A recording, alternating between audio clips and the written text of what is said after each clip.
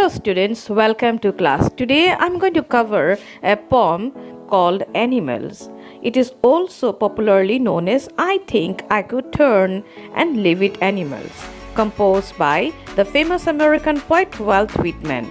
It is extracted from his poem Song of Myself in Leaves of Grass. Song of Myself is a poem composed by Walt Whitman and it is included in his work Leaves of Grass. It has been credited as representing the core of Whitman's poetic vision. Central idea. The poem is a comparison between the simplicity of the animals and the greediness of human beings. In the poem, the poet has tried to bring about the differences between the two.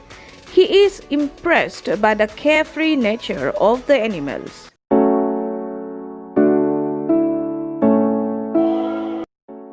Theme. The poet tries to make us understand and appreciate the basic qualities the humans lack but animals have.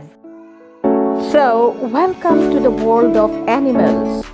Animals. The poet tells us that he feels more at home with animals than humans, whom he finds complicated and false. So by now, children, we know what the poem is all about. It is not merely on animals, but it has a deeper meaning and thought.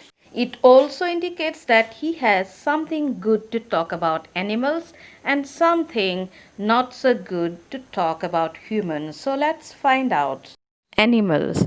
I think I could turn and live with animals.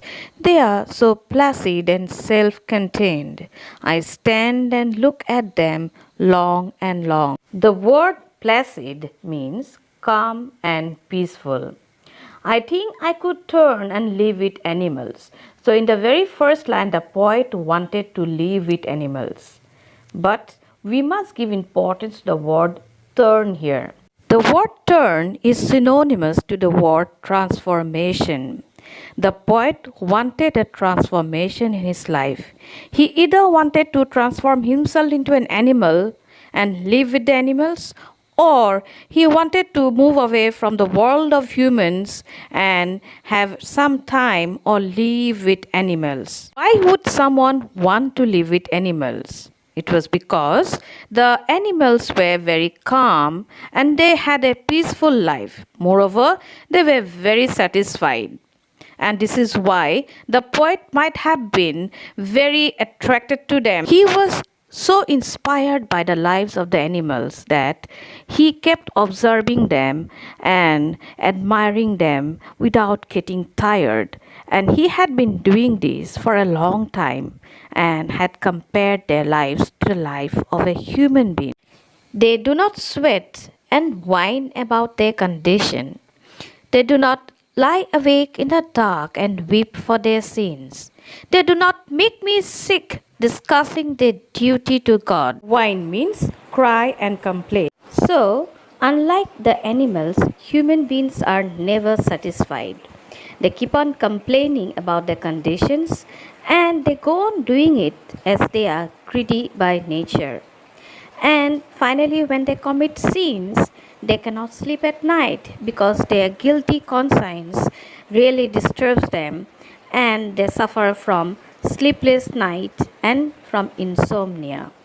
But finally, they turn to God for forgiveness. Now, here they play a double standard game. They not only commit sin, but also try to talk about the rights and duties towards God. So, this is how human beings are. But animals are pure beings. They don't have to pray for forgiveness from God.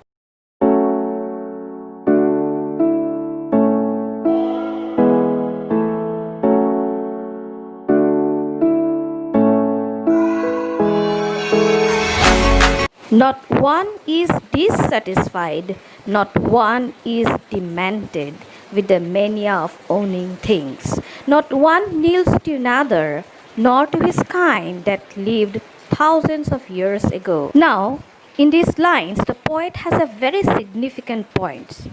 Desire. It is a curse to the human race. The human beings are destroyed because of their desire to own things. They madly crave for things, and the poet calls it madness. This Madness for owning things is not present among the animals. They are very satisfied beings and are contented in their state. Then the poet talks about the equality in the world of animals, unlike the humans. In the animal world, everyone is equal. They don't have to pay any special respect to anybody, nor to the ones that are living in the present, nor to the ancestors. So they don't have to bow down and pray for the ancestors. Thus, they are free from this bondage. Not one is respectable or unhappy over the whole earth. So they show their relations to me and I accept them. They bring me tokens of myself. They evince them plainly in their possession. Tokens symbolically refer to the qualities like innocence, contentment, or kindness, and evince means show or to indicate. The word respectable here has a very strong significance. In the animal world, everyone is equal. There is no segregation or division like in the human world. In the human world, we have segregation according to the caste, the race, according to the money, and we divide people. So no such division exists in the innocent world of the animals. The animal world is simple and it is easy to understand their relations, and thus the poet finds it easier to accept them and be one with them.